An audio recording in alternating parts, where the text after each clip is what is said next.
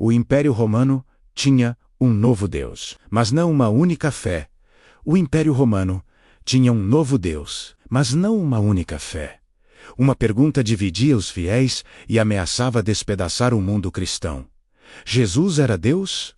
Ou era uma criatura de Deus? A resposta seria dada não apenas com oração, mas com política, poder e um voto. Essa questão abalou as fundações de um império requiem e unificado sob a bandeira cristã. A resposta para essa pergunta definiria a natureza de Jesus Cristo para bilhões de pessoas ao longo dos próximos milênios. Uma disputa teológica que se tornou uma crise política, forçando o homem mais poderoso do mundo a intervir. No século IV, o cristianismo passou de uma fé perseguida para a religião favorecida do Império Romano. O imperador Constantino, após sua famosa visão da cruz, antes de uma batalha decisiva, emitiu o Edito de Milão em 313, garantindo a liberdade religiosa. No entanto, a paz externa não significou paz interna. Uma tempestade teológica estava se formando em Alexandria, um dos maiores centros intelectuais do mundo.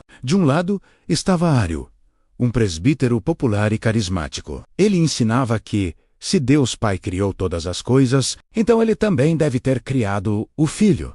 Isso significava que Jesus, o Filho, teve um começo. Ele não era eterno como o Pai e, portanto, não era da mesma essência divina que ele.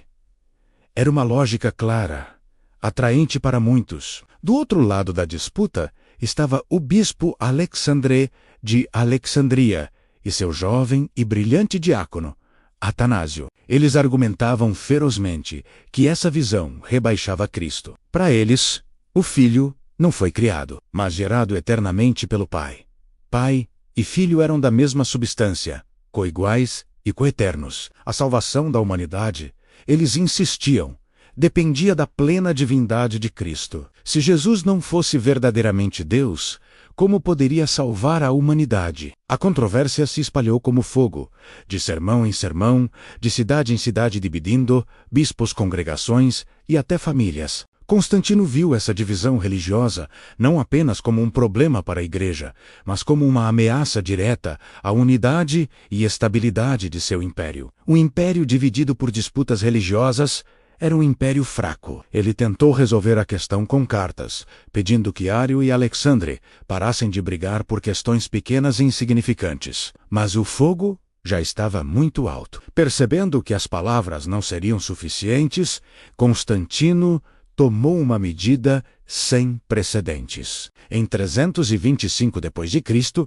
ele convocou o primeiro concílio ecumênico, ou seja, de todo o mundo habitado, na cidade de Niceia, na atual Turquia. Ele queria que os líderes da Igreja resolvessem a questão de uma vez por todas. Constantino não era um teólogo profundo, ele era um político pragmático, um general, um estadista. Seu objetivo era a unidade. Para garantir a máxima participação, ele colocou o sistema de correio imperial à disposição dos bispos e pagou todas as despesas de viagem e hospedagem. Mais de 300 bispos de todas as partes do Império, do Ocidente Latino ao Oriente Grego, da Pérsia à Espanha, atenderam ao chamado. Muitos deles ainda carregavam as cicatrizes físicas das perseguições que haviam sofrido apenas alguns anos antes. Agora, eles viajavam como convidados de honra do imperador, a caminho de definir o futuro de sua fé. O concílio foi aberto no Palácio Imperial de Verão em Niceia. O próprio Constantino presidiu a sessão de abertura, vestido em púrpura real, adornado com ouro e pérolas. Ele se dirigiu aos bispos não como um mestre, mas como um colega, pedindo paz e consenso.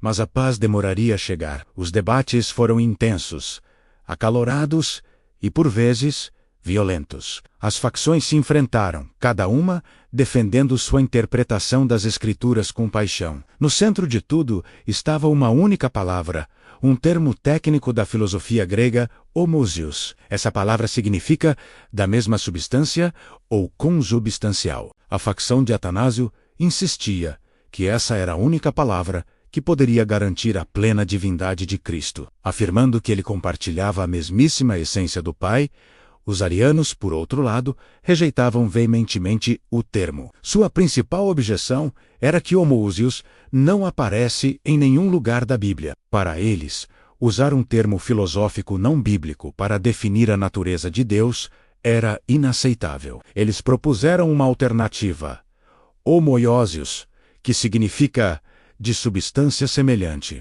A diferença de uma única letra, a letra I em grego, separava as duas visões de mundo. A tensão era tão alta que, segundo a tradição, Nicolau de Myra, o bispo, que mais tarde se tornaria a lenda de São Nicolau, ficou tão indignado com os argumentos de Ário que atravessou o salão e lhe deu um soco no rosto. Constantino, agindo como mediador, ouviu os argumentos, pressionou os bispos e deixou claro que desejava uma resolução unânime em torno do termo homoousios. Sua influência foi decisiva. No final, a esmagadora maioria dos bispos cedeu à pressão imperial e teológica.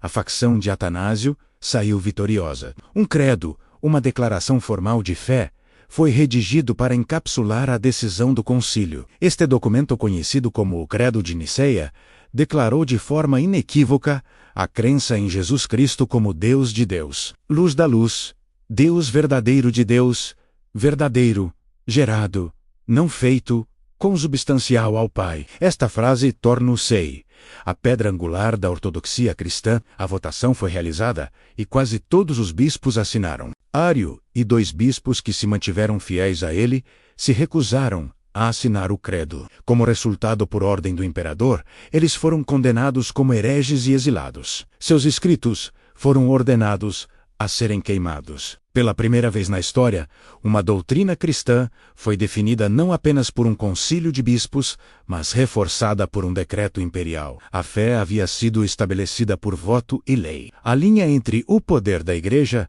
e o poder do Estado começava a se confundir perigosamente. O Concílio de Niceia criou uma base doutrinária que se tornaria fundamental para o catolicismo, a ortodoxia oriental e a maioria das denominações protestantes. Ele deu à Igreja uma linguagem comum para falar sobre a Trindade. No entanto, a controvérsia ariana estava longe de terminar. A decisão de Niceia não resolveu magicamente a divisão. Na verdade, por décadas, a disputa continuou. Houve imperadores arianos que sucederam Constantino, e bispos nicenos como Atanásio foram exilados várias vezes. O arianismo floresceu, especialmente entre as tribos germânicas, como os godos e os vândalos, que dominaram o Império Romano Ocidental nos séculos seguintes. O concílio, embora buscasse a unidade, também estabeleceu um precedente sombrio: o uso do poder estatal para suprimir a dissidência religiosa. A ideia de que existe uma única ortodoxia correta, definida por uma autoridade central imposta pela força,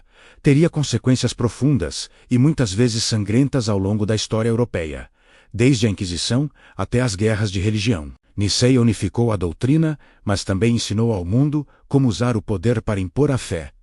Hoje, quando olhamos para a cidade moderna de Iznik, na Turquia, é difícil imaginar o drama que se desenrolou ali há quase 1700 anos. O Concílio de Niceia não foi um evento místico, onde a verdade divina desceu dos céus. Foi um evento profundamente humano, moldado por debates acirrados política de poder, personalidades fortes e a intervenção direta de um imperador preocupado com a estabilidade de seu reino. Ele não descobriu uma nova verdade. Ele decidiu qual versão da fé se tornaria a versão oficial. No entanto, o peso dessa decisão humana ecoa através dos séculos. A decisão tomada em Niceia formou o alicerce da cristologia para a maior parte do mundo cristão. Toda vez que milhões de fiéis em todo o mundo recitam o credo em suas igrejas, eles estão repetindo as palavras cuidadosamente forjadas em meio ao conflito e ao compromisso daquele concílio. Palavras que definiram que Jesus era gerado,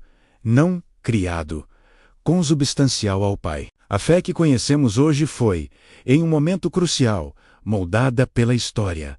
Obrigado por assistir. Se você se interessa por como a história moldou o mundo em que vivemos, não se esqueça de se inscrever no canal e ativar as notificações para não perder nossos próximos vídeos. Até a próxima!